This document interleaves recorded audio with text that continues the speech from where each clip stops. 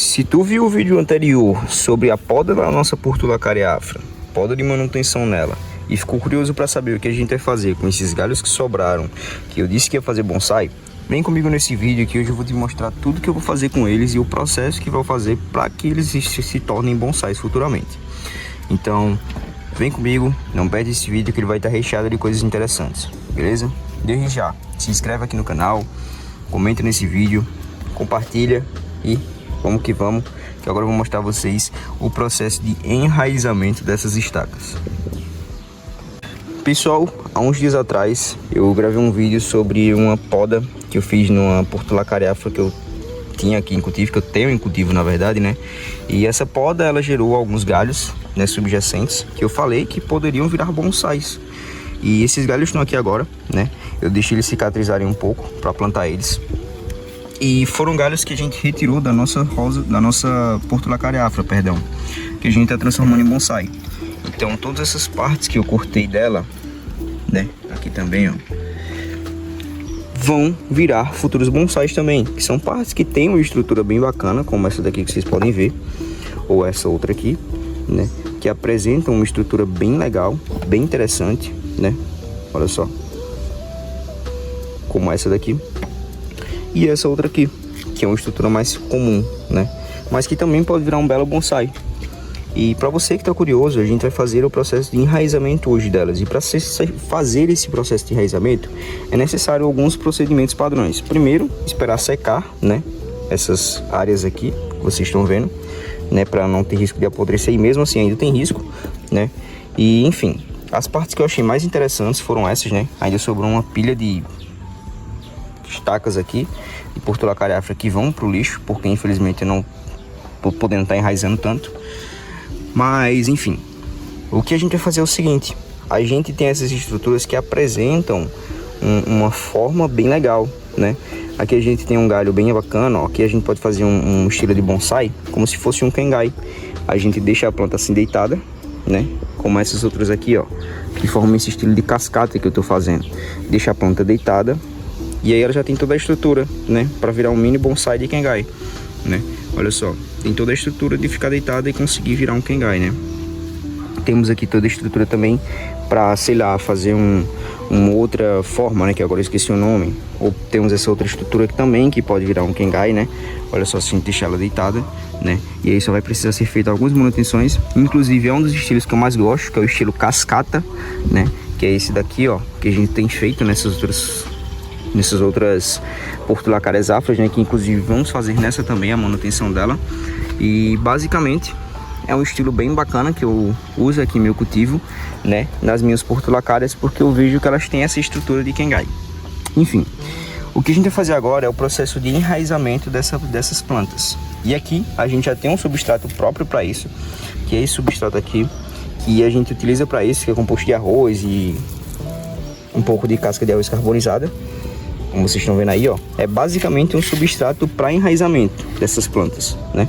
E a gente já tem até uma muda aqui, ó, que estava enraizando, outra muda que estava aqui enraizando. A gente fez essa manutençãozinha nela, mas basicamente é um substrato próprio para isso. Tem muita gente que utiliza só a casca de arroz carbonizada ou só areia para enraizar estacas de rosa do deserto, não, perdão, mas também de rosa do deserto. Mas de Portula careafra eu não sei porque eu tô com a rosa do deserto em mente, mas enfim. Esse substrato é próprio para isso, tá? E como é que a gente vai fazer esse procedimento? Basicamente a gente tem as plantas aqui e eu vou fazer uma certa desfolha nelas, né? Porque como vocês podem ver, as folhas até já estão meio desidratando, né? E enfim, já é hora de fazer a desfolha. E a gente vai tirar algumas folhas aqui a mais para que essa estaca ela não seque, né? E para que ela não seque, a gente precisa fazer esse procedimento, porque se não fizer, tem grandes riscos dessa estaca não funcionar. Então vamos colocar elas aqui agora. Eu vou botar o tripé aqui, vou usar o tripé para vocês verem o que eu vou fazer. E aí a gente já vai colocar elas aqui. E pessoal, então vamos lá, né? Eu vou tirar aqui só algumas folhinhas, ó, né? De algumas delas, porque se não tirar todas também não é bom, né? Deixa eu ver como é que eu vou tirar essa folhinha aqui, ó. Opa. Essa outra. A gente vai tirar alguns excessos de folhas aqui, porque essas folhas fazem fotossíntese. E por fazerem fotossíntese, elas gastam energia, né? Sugam água. E aí, como a planta está sem água já direito, porque não tem raízes, né? Fazer a fotossíntese demais acaba não sendo tão benéfico assim, né? Enfim, vou tirar só mais essas duas aqui das pontas, né? Com cuidado para não cortar o brotinho, que esse brotinho eu quero. Aí, ó, desse jeito. Sempre com cuidado. Pronto. Feito aqui, ó. Sobrou somente as folhas das pontas, como vocês podem ver. E aí a gente vai fazer esse procedimento em todos, né? Esse daqui dá para tirar na mão mesmo, né? E vim aqui, ó. Tirar um aqui. Tirar outra aqui, né? Aqui eu vou tirar só essa ponta. Essa daqui, essa ponta eu vou deixar para gerar brotações. E eu vou deixar esse resto aqui. Como vocês podem ver, mais uma poda feita. E aí, esse último aqui, esse penúltimo, né? Eu vou gravar só 3, tá, pessoal? Esse outro aqui eu vou deixar para gravar um vídeo vertical para vocês, né? Enfim, aqui a gente vai retirar só essa e essa daqui. Show? E vamos agora fazer o plantio delas. Como vocês podem ver, eu deixei só as folhinhas das pontas, né? De cada uma delas, porque essas folhinhas precisam ficar também, né? Afinal, se a planta não tem essas folhas também, não vai funcionar tão bem. Pode ter o risco de perder também a estaca. Eu sei, é uma frescurinha danada, mas vai dar certo, tá? E agora, nesse momento, o que é que a gente vai fazer? Com o substrato em mãos, com o pote já feito tudo aqui, todo o serviço, né? A gente vai pegar e vai afundar um pouco essas estacas aqui, desse jeito que eu tô fazendo, tá? Olha só, eu vou afundar elas aqui um pouco, dessa forma, para fazer o enraizamento delas. O enraizamento de estacas, pessoal, é basicamente a mesma coisa para todo tipo de planta. Rosa do deserto você faz a mesma coisa, cacto você faz a mesma coisa, suculenta você pode usar outro método também mais simples, mas a maioria das plantas você utiliza desse método para fazer o enraizamento. Estacas de bonsais você faz esse mesmo procedimento, entendeu? De enraizar, porque é mais fácil, né? Mas por que é tão fácil? Porque a areia, ela é matéria inorgânica e a casca de arroz carbonizada também é matéria inorgânica. Então assim a gente evita muito mais o problema de aparecer fungos. Fora que, por exemplo, a areia, ela... como é que eu posso dizer? Ela não acumula água, digamos assim. De certa forma, ela não acumula tanta água. É claro que ela fica bem pesada quando a gente utiliza, mas ela não acumula tanta água assim.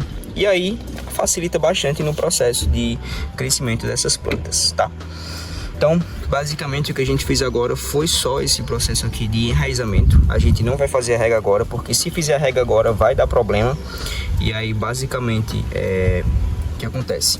Se a gente fizer a rega agora, pode ser que provavelmente essas estacas apodreçam. Por quê? Por causa da umidade. Como elas não desenvolveram o sistema ainda e não estão totalmente cicatrizadas, pode afetar um pouco sim o crescimento dessas plantas. E aí o enraizamento também. E aí a gente vai esperar algo em torno de 5 a 7 dias para começar a fazer o processo de rega nelas. Como eu estou no período próximo ao outono aqui na minha região, que na verdade é o inverno, essas estacas podem demorar um pouco mais a desenvolver.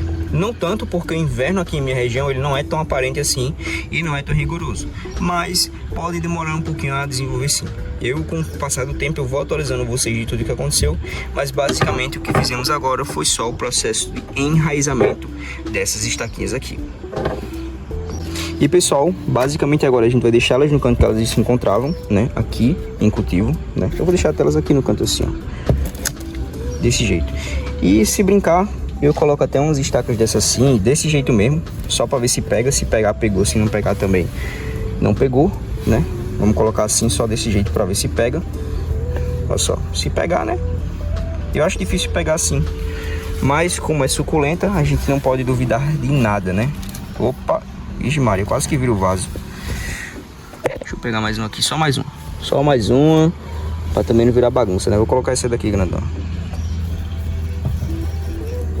Pronto, vamos deixar aqui. Se pegar, elas pegaram. Se não pegar também, não tem problema. A gente já tem muita Portulacaria afra. E se quiser fazer mais estaca, tem como também. O processo agora é ajeitar essa Portulacaria afra aqui, que tá precisando de um vaso novo, né? Mas enfim, basicamente esse foi o vídeo, pessoal. É um vídeo só para mostrar a vocês o que a gente vai fazer com aquelas estacas ali, né?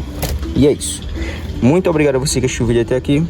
Se gostou desse vídeo, já deixa o like, se inscreve e compartilha para outro cultivador ver o que a gente tem feito aqui em nosso cultivo. Muito obrigado a você que assistiu até aqui e tchau.